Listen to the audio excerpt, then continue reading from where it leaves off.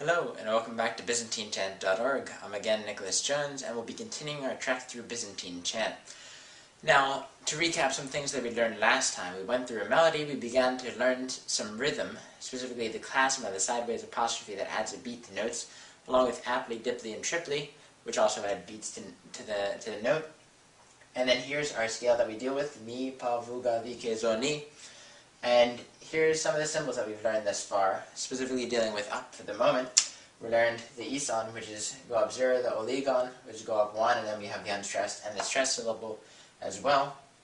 We learned how to jump up 2, where we have two different ways of writing this, depending upon where the melody goes. And we also have the stress symbol for jumping up 2. Now we're going to delve into two different sections of going up notes, just more jump up symbols, and I'm going to throw a lot of symbols at you right now, mostly because we have a cheat sheet online where you can kind of look through these, but there's nothing really new that's being added, just different ways of representing different jumps. So in order to jump up 3 notes, otherwise known as a fourth, we have this symbol combination where we have the oligon and we have the kentimatos on top this time instead of on the bottom. So we bring it up to the top, and then that means jump up a third. Now, for Western musicians, oftentimes we can call this a third, or a fourth, or a fifth. The problem here is that then, is it a major or minor third? Is it a per fourth? Is it an augmented fourth? Is it a diminished fourth? So then, rather than doing that, because these scales don't deal with Western intervals, instead we'll say jump up 3 notes from where you were. So instead of going ni to ga and saying that's a fourth, we say jump up 3 notes, so we go from ni, 1, 2, 3, and this is the fourth note from there, so 1, 2, 3, 4. So that would make it a fourth. Now with this one, we replace the oligon with a petastis to make it a fluttered symbol. So then we change the execution to have a flutter and also to be stressed. And then in order to go up 4 notes, we add a new symbol, which is the ipsilis, and we add that on top of an oligon. And then if it's on the right-hand side, then it means jump up 4 notes, or a fifth.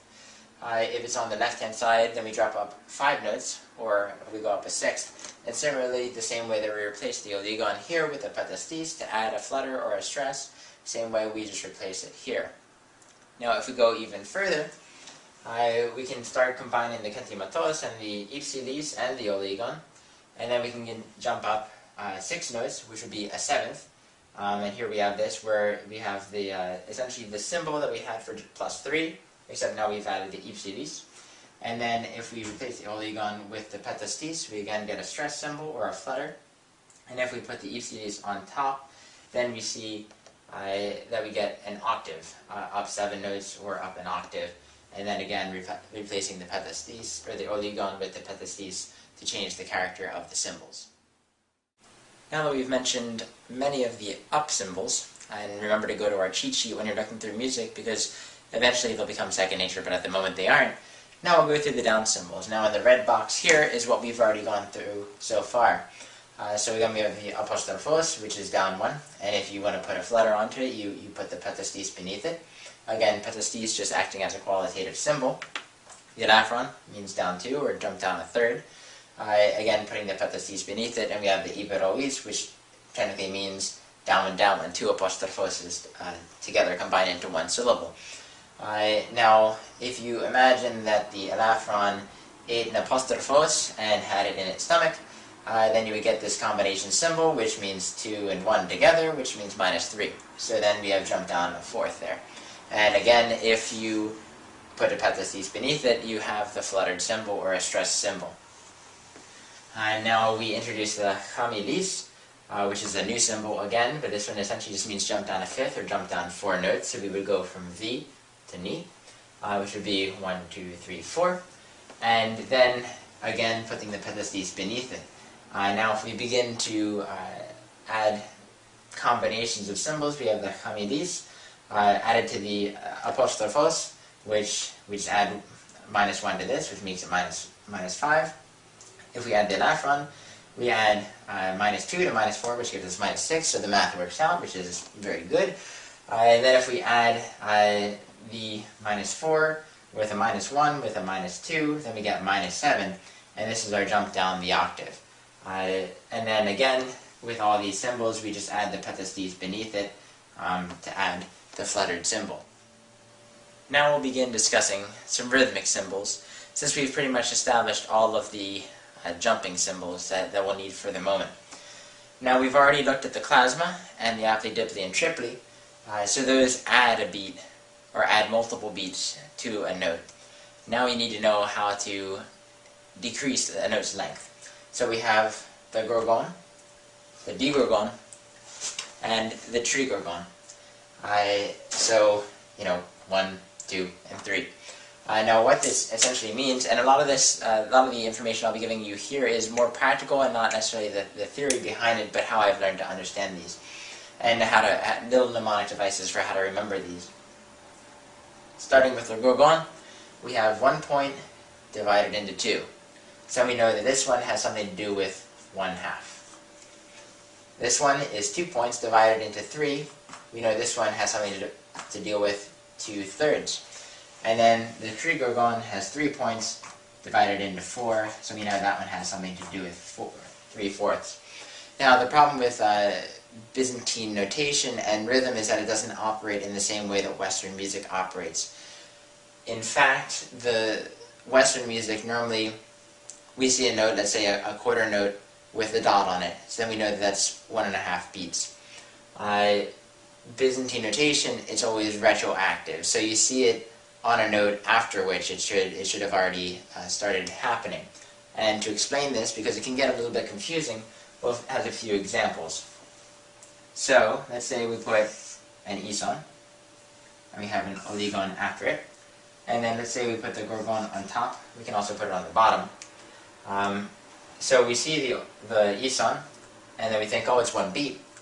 But in fact, the oligon said, with the gorgon on top, the gorgon says, take 1/2 of a beat off of the note that it sits on, and the previous note. So the gorgon makes the oligon 1/2, because it takes off 1/2 of a beat, and then it also makes the ison 1/2. Okay? So then it's retroactive. It acts on the previous note, whatever precedes it. Now if we were to deal with the digorgon, if we have the same thing, now we put it on top.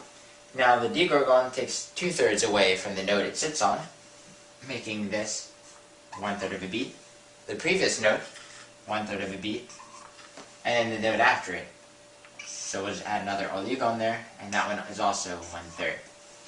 Now, you might wonder, why does it take off the previous note? Now my major understanding with this is that since Byzantine music is all about word painting and it's all about the words, the music is pretty much secondary and it's there to emphasize the words. When you're reading music, you should always be reading ahead, reading the note, the next note that you have to sing, or at least reading the next note, if not reading, the next line, so that you are never unfamiliar with what you're going to sing. You're always 1 step ahead of what you're supposed to be singing. So in this way, if you're not reading ahead, you're going to be wrong.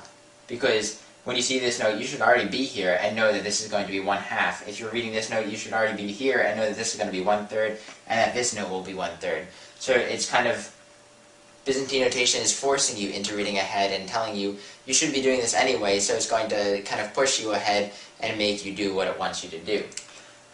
Now, if we have the trigorgon, now we can just go down here, and now, instead of having 3 notes that affect, we have 4 notes. So we go there, and again, all of these, they only affect 1 symbol ahead of them, before them, but they affect either no symbols after them, 1 symbol, or this one affects 2 symbols.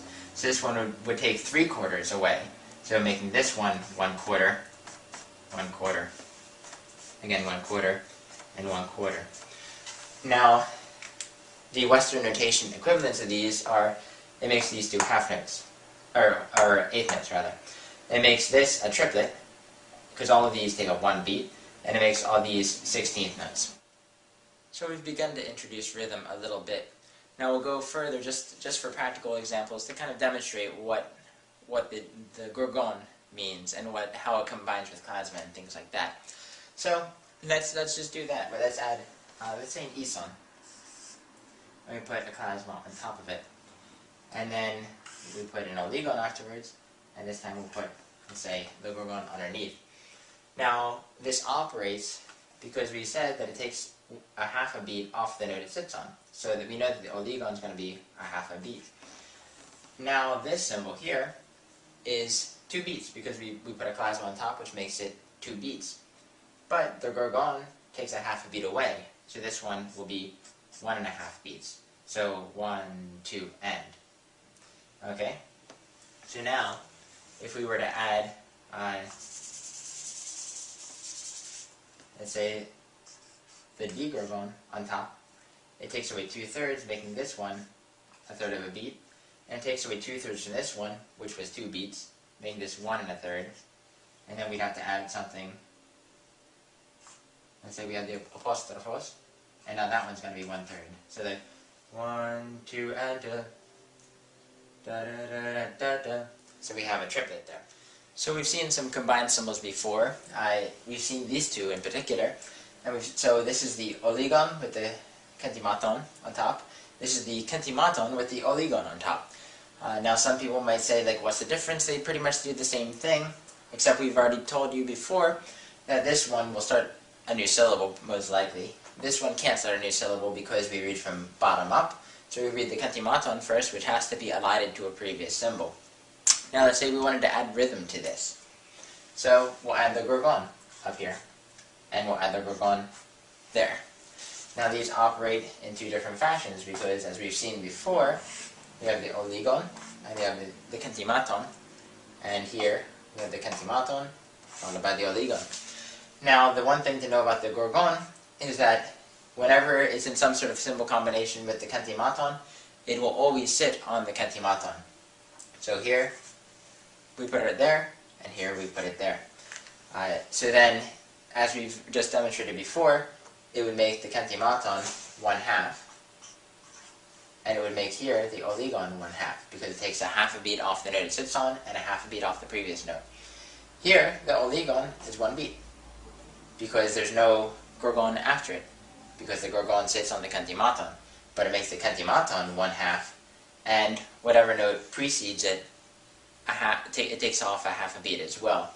So let's say we put an ison here, and then we put our ison here, it would make our ison 1/2 as well. If we put an ison there, and we put the ison there. So there's 2 different ways to execute this. We have la la la, 1, 2, end, whereas this is la, 1 and 2.